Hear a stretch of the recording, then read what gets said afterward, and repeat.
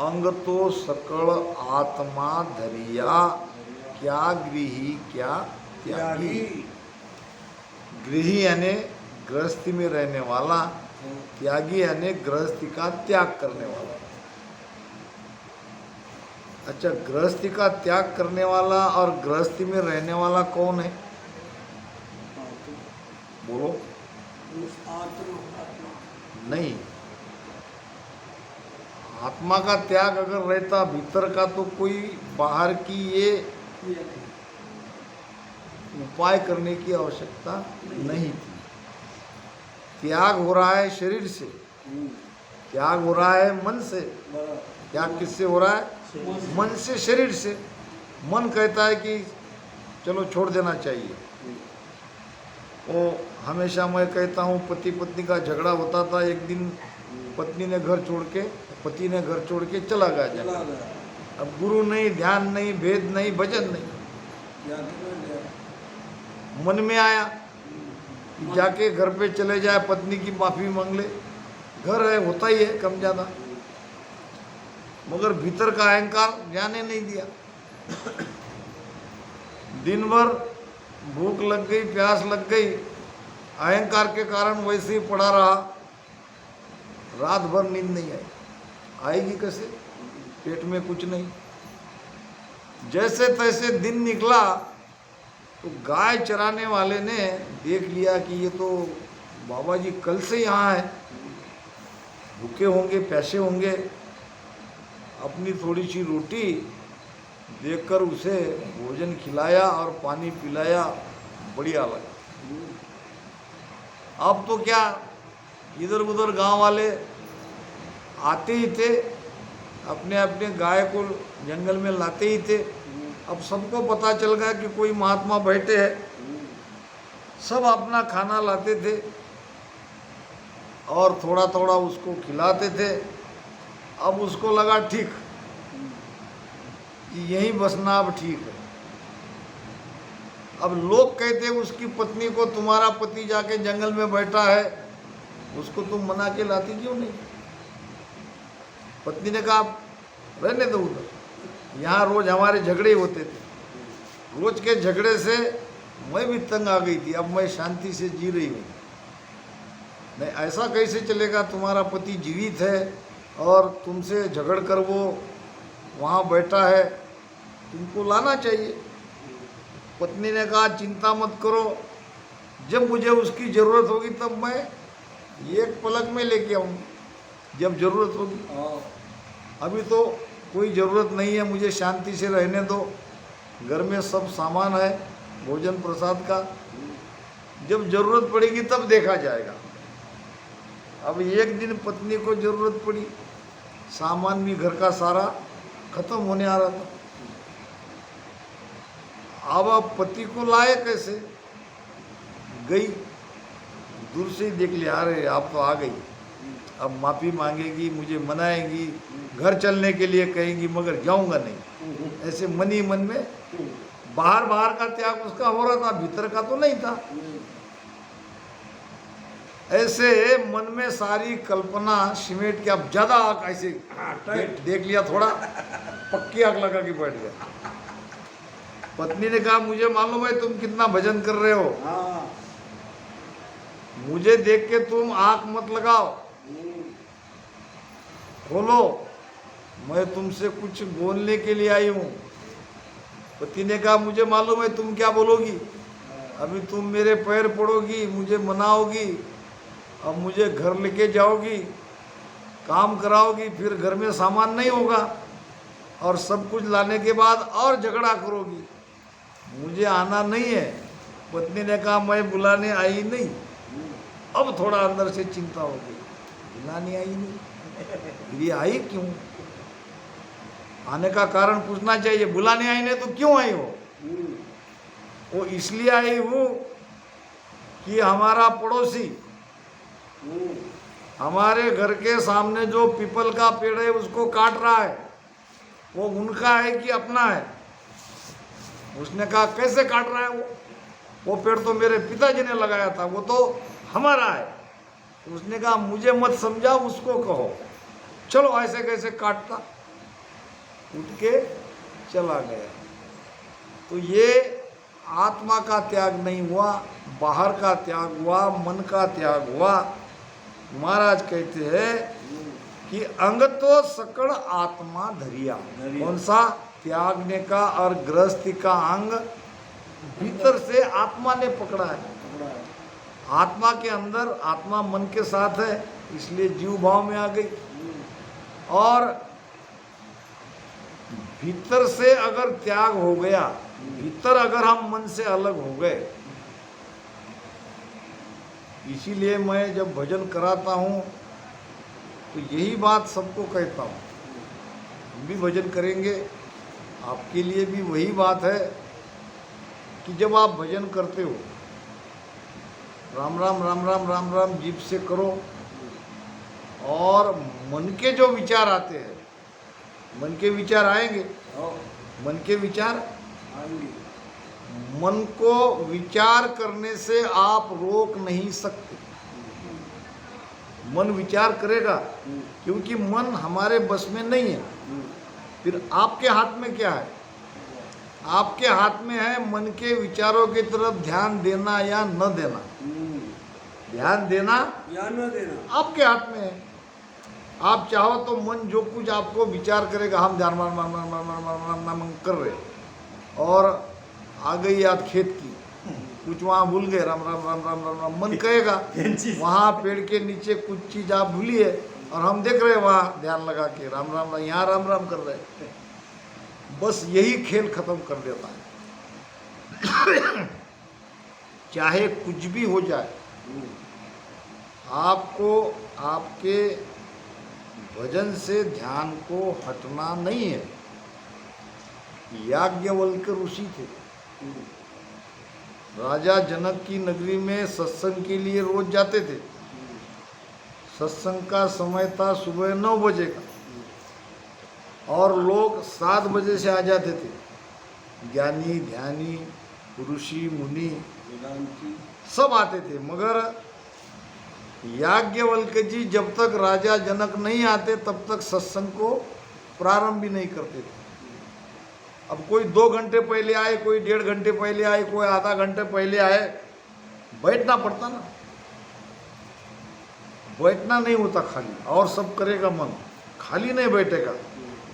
मन को कुछ न कुछ काम चाहिए। एक दिन ऋषि याज्ञवल्क्य को पूछा कि क्या आपकी नज़र में एक राजा जनक ही श्रोता है? क्या हम कुछ नहीं है? 2-2 घंटे पहले आते हैं, 1-1 घंटे पहले आते हैं, और तुम कथा शुरू करते हो राजा जनक के आने के पहले। वो कभी 9 को आते हैं, कभी 10 को आते हैं, तो 1-1 घंटा कथा लेट होती है, उसके पहले भी 2-2 घंटा हमको रुकना पड़ता है। तो याज्ञवल्क्य जी ने कहा, समय आने पर इसका जवाब दूंगा। जवाब तो जरूर दूंगा। जब आपने प्रश्न किया है, मुझ पे आपने शंका व्यक्त करी है, तो जवाब दूंगा। एक दिन सब आ गए, राजा जनक भी आ गए। अब कथा प्रारंभ होने वाली थी, तो याज्ञवल्क्य ने अपने माया से सारी नगरी को आग लगा दी। माया के बल से उसके पास थी। अब आग लग गई तो आग का धुआं, आग की लपटें ऊपर दिखने लगी। कुछ लोगों ने देखा, अरे आग आग आग। अब अपना तो रहता है, लगी वहाँ सबके सब भागी जाते हैं। अरे सारा गांव में आग लगी। 5 मिनट में सारा पेंडाल, राजा जनक बैठे थे। एक राजा जनक, सब लोग चले गए अपने अपने घर में।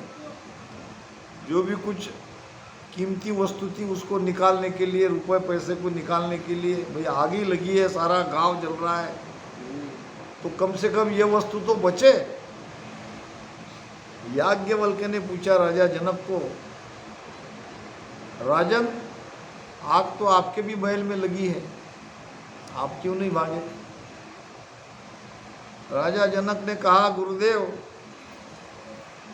अगर मेरे भाग्य में ऐसा ही होना है तो मैं कैसे रोक सकता हूँ?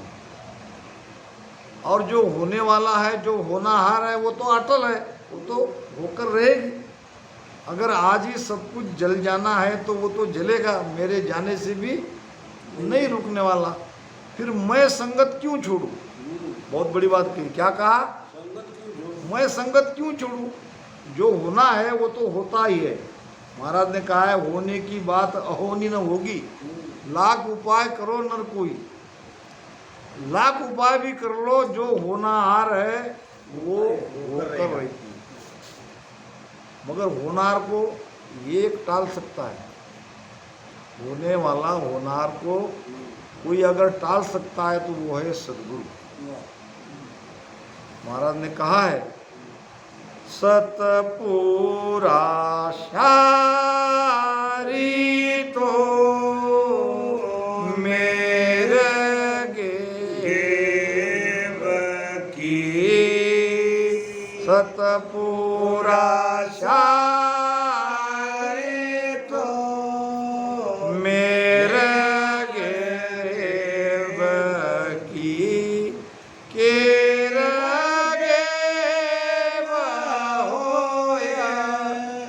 जावे केर गेव होया जावे कर्म हुनारत दोनों दूजे। कर्म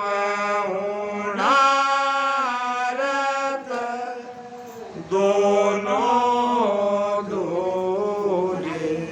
काल निकट नहीं आवे। काल निकट नहीं आवे। समझ समझ हंसा मोख जे चै। समझ समझ हंसा सन्मुख रेणा। ज्ञान सुनो सत तोलो वे। ज्ञान सुनो सत तोलो वे। जे कछु और बने नहीं तुम सो। वे कुछ और बने नहीं तुम सो। वचन तो सुन बोलो वे। वचन तो सुन बोलो। सतपुराशारी मेर गेव। गेव नाम गुप्त, दिखती नहीं, होती है। सदगुरु की कृपा गेवो होती है, अकृपा गेवो होती है। अकृपा वो भी गेवो होती है और कृपा वो भी गेवो होती है। ये बात अलग है कि सदगुरु नहीं चाहते किसी का बुरा हो। एक नाव में एक संत बैठे थे, कुछ शरारती लड़के संतों को पत्थर मार रहे थे। कोई उसके बाल पकड़ रहे थे, कोई दाढ़ी पकड़ के खींच रहे थे। अब वो कितना सहे, वो बेचारे फिर भी भजन कर रहे थे। आकाशवाणी हुई, संत जी,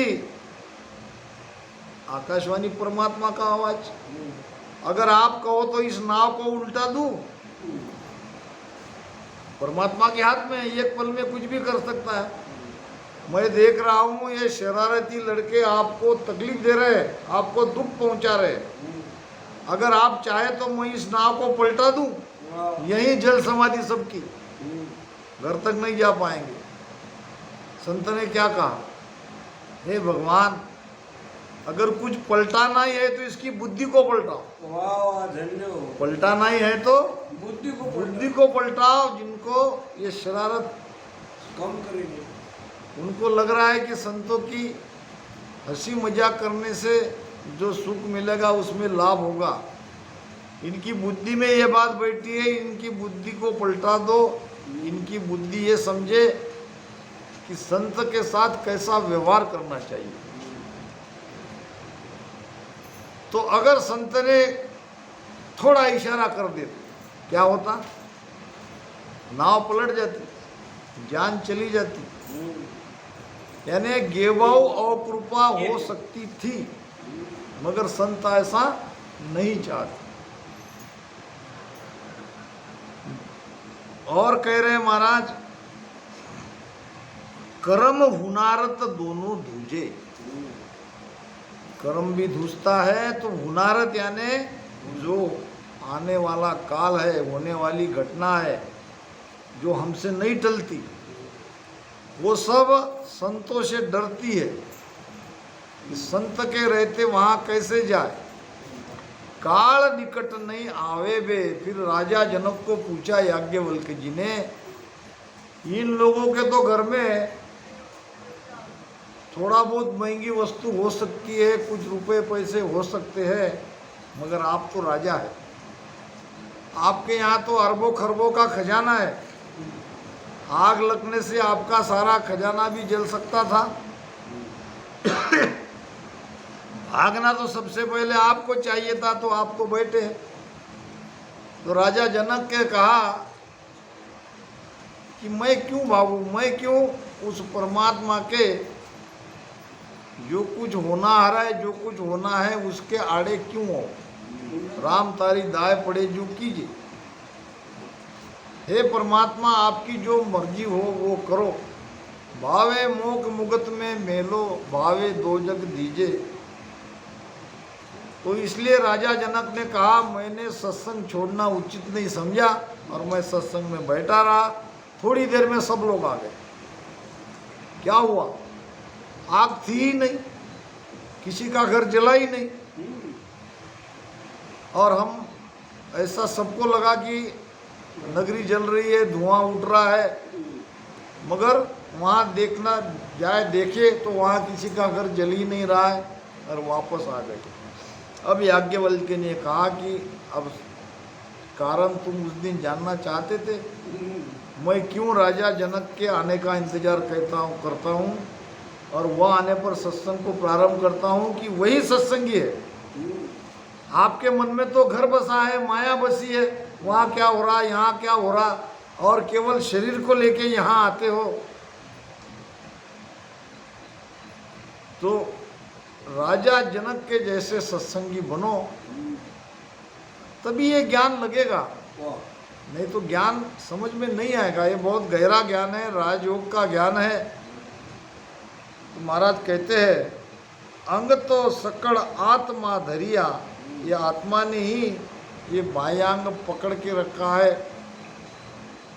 अगर भीतर से त्याग हो जाए, त्याग जब होता है, जब निरंतर जगता है, कुदरत कला जगती है, तो भीतर से हमारा जो माया से संबंध है वो भीतर से टूट जाता है। बाहर बाहर हम रहते हैं, बाहर बाहर हम माया में जरूर रहते हैं, मगर भीतर से माया नहीं रहती।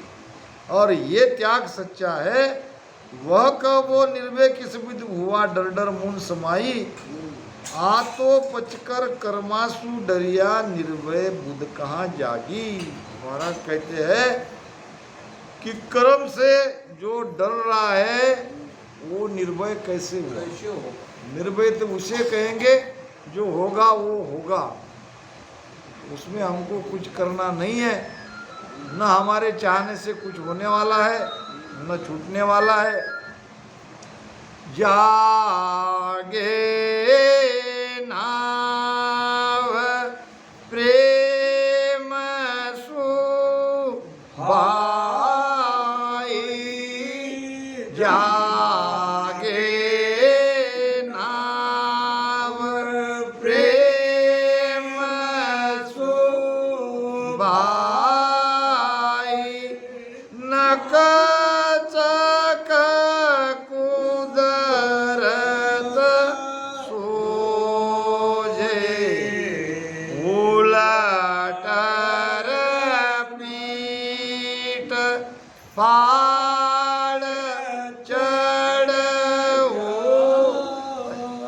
उलट पीठ फाड़ चढ़ जावे मन कर कछु नहीं सोजे बाधा राज जो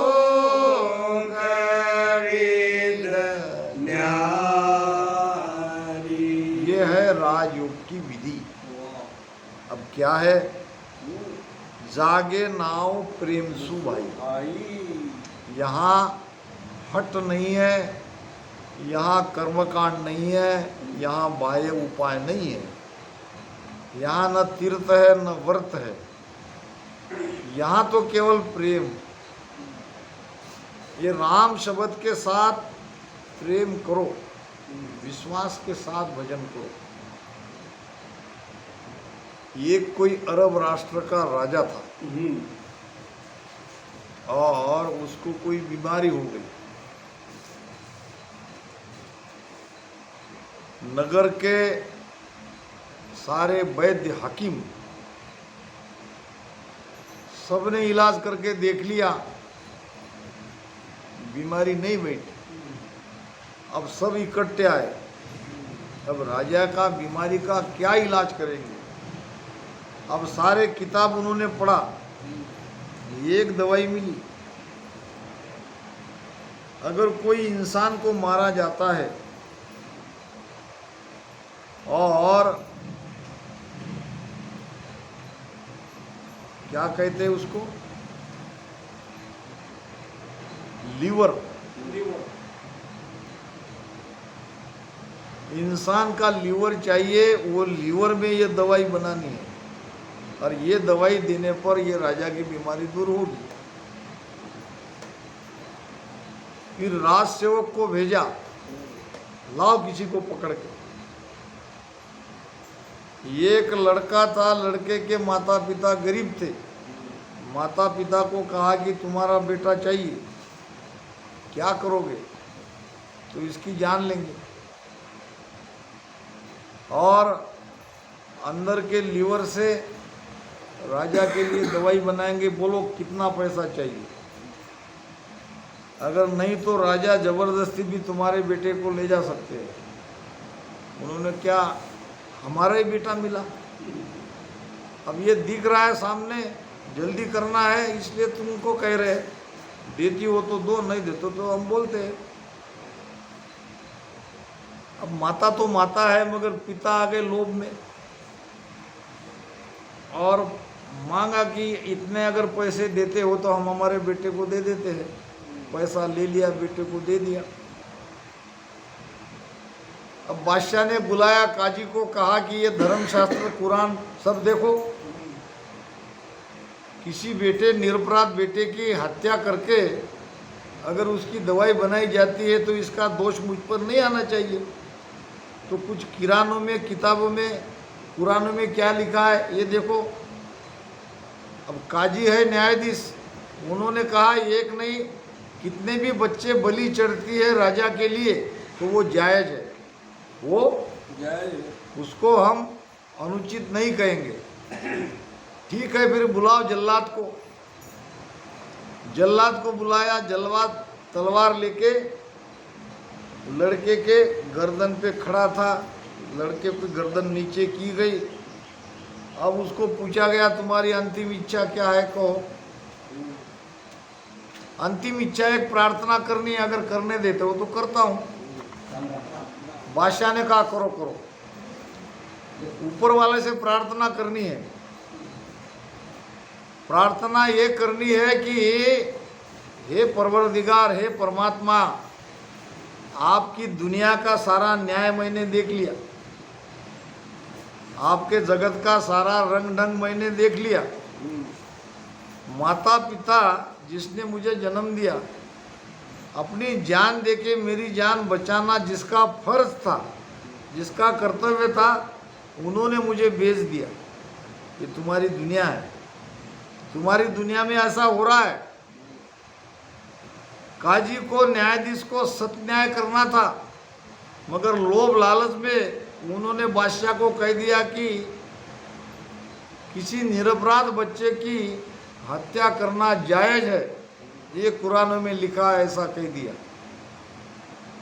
तुम्हारी दुनिया में देखो, और राजा को देखो, बादशाह को देखो, वैसे भी क्या मुझे मार के कुछ दिन तो जीवित रहेंगे दवाई से, अंततः तो राजा को मरना ही है। ये बादशाह को देखो, जिनकी प्रजा की रक्षा की जिम्मेदारी जिस पर है, वही मेरे जैसे निरपराध बालक को मार रहा है। इतना सब कहने के बाद अब ऊपर जाके कह रहा है कि अब तेरा क्या है न्याय, ये देखना चाहता हूँ।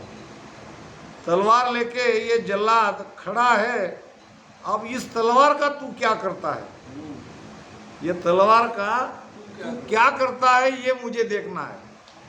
इतना कहते ही बादशाह ने कहा, बेटा अल्लाह ने तेरी पुकार सुन ली। जल्लाद को कहा, इसको नहीं मारना। थोड़ी देर के लिए हम मतलब से, अपने अपने स्वार्थ से हमारा सारा कर्तव्य भूल गए थे, और आपने हमारी आंखें खोल दी। आज से तू यहीं रहेगा मेरे पास, मेरा बेटा बन के रहेगा। जिसकी कुछ सेकंड में जान जाने वाली थी, वो राजा का बेटा बन गया। क्यों? विश्वास किया, विश्वास से उसको पुकारा। हम लोग अगर राम नाम को विश्वास के साथ रटन करेंगे, वो नहीं जगेगा। अंदर में विश्वास नहीं है। विश्वास क्या है? कर तो रहे, होगा कि नहीं होगा, होगा कि नहीं होगा, ऐसा जब तक आपके मन में है तब तक ये कला नहीं जगेगी। महाराज कह रहे, जागे नाव प्रेम सु आई, यही आज अभी जग जाएगा अगर आप उसमें प्रेम ला सकते हो। जागे नाव प्रेम सु भाई, नक चक कुदरत सोजे। नक से चक तक ये कुदरती शक्ति आपके भीतर में ये जगेगी। कुदरत शक्ति के लिए कहते हैं, ऐसी शक्ति हमारे अंदर आ जाती है जो किसी के बस में नहीं है। और उल्टर पीठ फाड़ चढ़ जावे, मन कर कछु नहीं सोजे। मन से कुछ करने की आवश्यकता नहीं है, मन कुछ कर ही नहीं सकता। इतने जल्दी वो शब्द रीढ़ की हड्डी से पीछम की दिशा से ऊपर चला जाता है। इसके लिए चाहिए प्रेम। राज जोग की आबिद भाई, राज जोग की आबिद भाई, बिना साजन चढ़ जाए, ताली लगे ना टूटे कोई, ताली लगे ना टूटे कोई, आसे समाद कहारे, बांधा राज जोग विद न्यारी। अब देखो महाराज क्या कह रहे, राजजोग की आबिद भाई। कौन सी विधि है? प्रेम की विधि। बिन साजन चढ़ जावे, बिना कुछ किए आप सत्सबद के साथ ऊपर चढ़ते हो। कैसे चढ़ते? हमको इसको और खोलना है। कैसे चढ़ती है? तो कह रही इतना ही है, तो कह दिया था तुम्हारे समझ में कुछ नहीं आएगा। शब्द का पराक्रम है, और वो शब्द के साथ सुरती लगी रहती है। कैसे? जैसे कि आपको कहीं चोट लगी है, खून निकल रहा है, दर्द हो रहा है, क्या वहाँ सांसों-सांस में राम राम करते करते वहाँ ध्यान लगाते क्या आप? नहीं। हाँ नहीं। नहीं, मुझे वहाँ दर्द हो रहा है और मुझे दर्द के तरफ ध्यान देना है, मेरा ध्यान इधर है, मैं अब राम राम राम राम कर रहा हूँ, हाँ आप दर्द हो रहा है, ऐसा होता है क्या? नहीं। दर्द के तरफ आपका ध्यान जाता ही है, आपको ध्यान करने की आवश्यकता नहीं। ये महाराज कह रहे हैं बिन साजन चढ़ जावे। ऐसे ही नयनचर जगह तो नयनचर के तरफ आपका ध्यान जाता ही है। 5 मिनट आप राम राम किए नहीं किए, जहाँ शब्द है वहाँ आपका ध्यान चला ही जाएगा। ताली लगे न टूटे कोई, ताली नाम समाधि, समाधि लगती है और ये टूटती नहीं है। थोड़ी इधर उधर तोड़ भी लिया तो वापस और वहीं चले जाते हैं, ध्यान हटता नहीं है, भजन टूटता नहीं है। थोड़ा हम घर का इधर उधर का काम किए तो भी जाके भजन में बैठ जाते हैं, और ये भजन रात दिन चलते फिरते होता है, सुरती लगी रहती है। अब बैठ के भजन करने की आवश्यकता नहीं है अगर नयनचर जगह तो। के सुख राम भोग सो भोग, के सुख राम भोग सो भोग, सेज होण सो होई, त्रिकोटि माय शब्द सुख भाई, त्रिकोटि माय सहज सुख भारी, आठ पोहर काहूँ तोहि बांधा, राज जोग वेद न्यारी। महाराज फरमाते हैं नयनचर जगने के बाद, राजयोग की विधि मिलने के बाद अब कुछ फर्क नहीं पड़ता है कि आप त्यागी हो कि गृहस्थी हो, और ये सारे भोग आप भोग रहे हो। ये भोग कैसे रहता है ये मैं आपको बता दूं। अभी भी हम विषयों का भोग भोग रहे हैं, और नयनचर जगने के बाद, शब्द ऊपर चढ़ने के बाद भी भोग भोगेंगे। दोनों में अंतर क्या है? अभी का भोग ये हमारी इच्छा से हो रहा है, यहाँ हमारी इच्छा है, और तब का भोग जब नयनचर जगता है, भोग समझ रहे हैं ना, आँख को देखने का सुख चाहिए, कान को सुनने का चाहिए, जीभ को रसना का सुख चाहिए, ये भोग है। ये इंद्रियां 5 अपना अपना भोग मांगती है। तो हम इंद्रिया के अधीन होने से मांगने के पहले ही हम उसको दे देते हैं। कैसे देते हैं? राम राम राम राम राम राम राम भजन कर रहे हैं, कर रहे हैं भजन, और कुछ इधर उधर कोई आया, आँख क्या कहती है? मुझे देखना है, मुझे देखने का सुख चाहिए, खुल लिया राम राम से, तुझे क्या करना है? यानी इंद्रियां मांगने के पहले हम उसको उसका भोग दे देते। तो ये है पहली स्थिति। अब दूसरी स्थिति क्या है? भूख लग गई, भोजन कर लिया, थाली को हटा दिया, थाली में मन रहता क्या अपना? नहीं। भूख लग गई, भोजन कर लिया, थाली को हटा दिया। इस प्रकार जो भी सुख है, क्योंकि न आग बंद होती है, न कान बंद होता है, न रसना बंद होती है, भक्ति करने के बाद भी तो ये सुख लेंगे, मगर ये सुख में वो सुख में ये अंतर है। अब कोई चाहना नहीं है, सहज में कोई दिख गया देख लिया, सहज में कोई सुनाई देने लगा, सुन लिया, अंदर से कोई इच्छा नहीं अब सुनना है देखना है, मगर सहज में ये सारी चीजें हो गई, सुन लिया। क्या कान निकाल के थोड़ी रख देंगे, बंद थोड़ी कहेंगे, कहीं चल रही है सत्संग की आवाज। तो ये सेज होण सो होई, कहे सुखराम भोग सो भोगे, इस प्रकार ये भोग भोगा जाता है। और जो भी कुछ होता है वो सहज में होते रहता है, सहज में सारी चीजें मिलती रहती है, उसके लिए कोई तकलीफ नहीं है, कोई मेहनत नहीं है। जो मिल रहा है वो ले लेंगे, नहीं मिल रहा है तो कोई अंदर से आवाज नहीं है, यही चाहिए।